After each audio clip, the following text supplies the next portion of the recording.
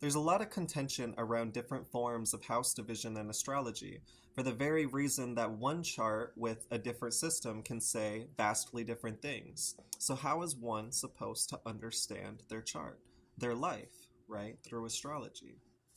Well, some of these arguments are valid. Say we're using a quadrant based system and we want to know exactly how we should calculate intermediate cusps.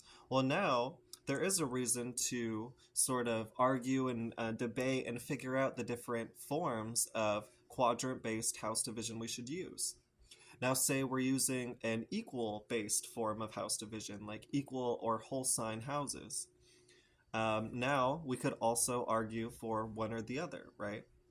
But what happens when we try to argue a quadrant based form of house division versus an equal or whole sign based form of house division?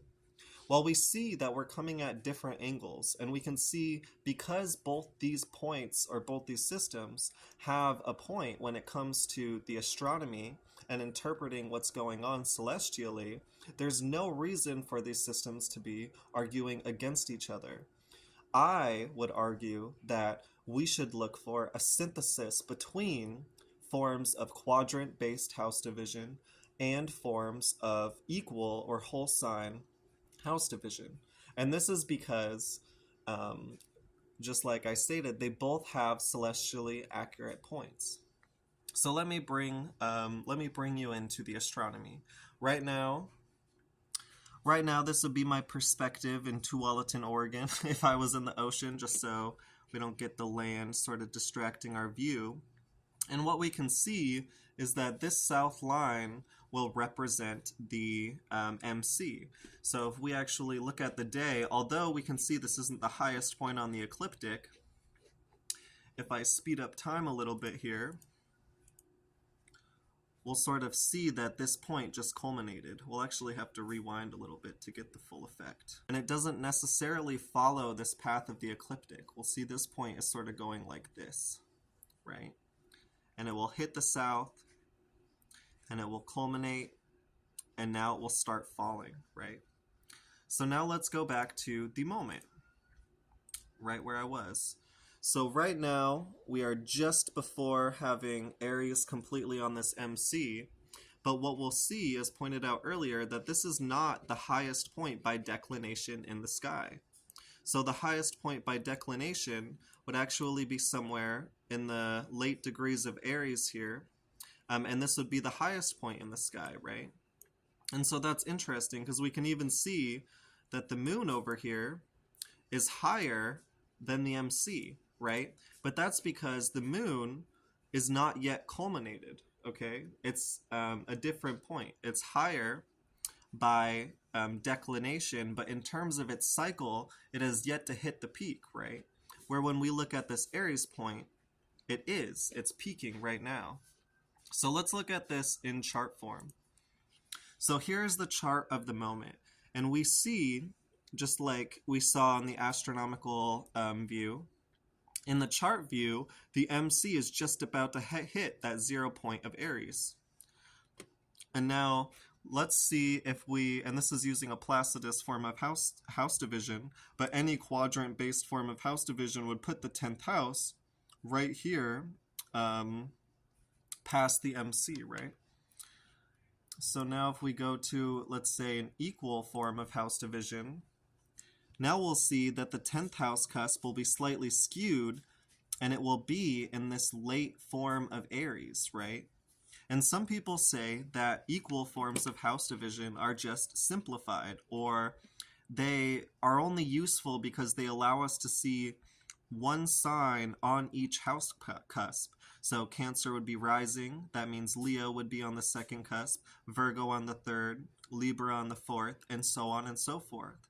But these cusps of the Ascendant, the 10th house, and also the Descendant in the 4th house, all mark astronomically significant information. So as previously stated, that 10th house cusp is actually at the point of highest declination. So there's almost something quantitative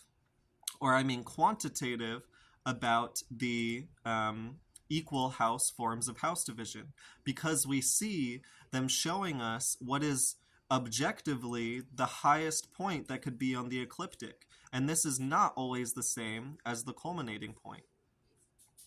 But what we see when we're looking at more quadrant forms of house division is we see the qualitative sense, right? So going back to this 10th house point, right? And the and what it would be doing in the sky is this point right here, although it's 10th house in an equal form of house division and it's the highest in the sky, is yet to culminate, right? So we'll see if we move the chart a little bit that it still rises until it hits the south, when now it'll start to descend. Now it'll start to get lower in declination. So going back to the chart of the moment in astrology, or in an astrological chart,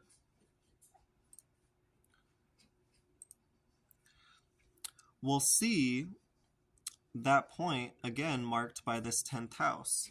But if we're looking at now, instead of looking at sort of the fact that this is the highest point and we want to see what it's doing in the sky, and we go to an equal form of house division like Placidus, now we see that it's approaching this MC, right? And if it's approaching the MC, it means it's culminating, right?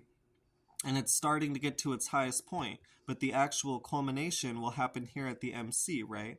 Versus if we saw a different picture where planets were at the highest on sort of the western side of the sky, they could also be at their highest, but falling, right? So in the sense that Placidus is giving us the relationship with the MC and the IC, we're seeing a qualitative information, right? This 10th house is saying that this moon is culminating, right? It's saying that Jupiter over here is coming to culmination, right? It's in the 11th house. It's aspiring, right?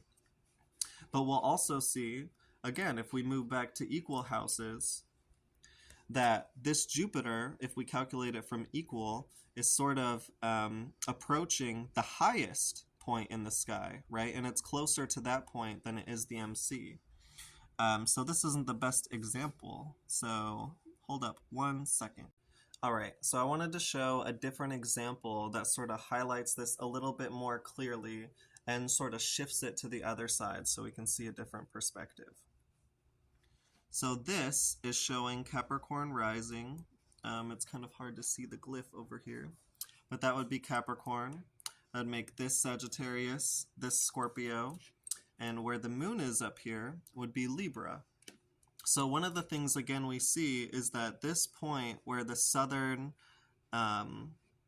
meridian line intersects with the ecliptic marks the culminating point, right? So we would have culmination over here in Scorpio, right? But then what we'll see is that the highest point on the ecliptic is over here in Libra, right?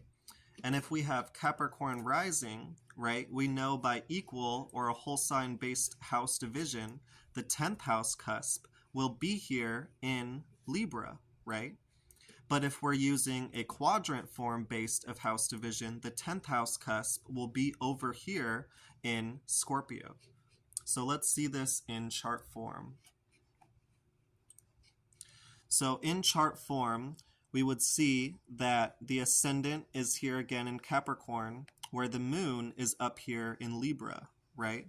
And we see that it would be just coming into the 8th house from the 9th house. It would be departing from the MC. So what the Placidus system would tell us is that now this planet is setting. It would give us the quality, right? Versus if we looked at an equal form of house division, then we would see that the moon is right here in the 10th. And this would more show us a quantity. It's high in declination, right? Although, like we saw in the quadrant-based house system, it's falling. I hope this illuminates why we as astrologers shouldn't argue equal and quadrant-based forms of house division against each other. They both have something symbolically significant to show, and if us as astrologers are interpreting the symbolism of the heavens, we should understand both these phenomena and integrate them into our practice.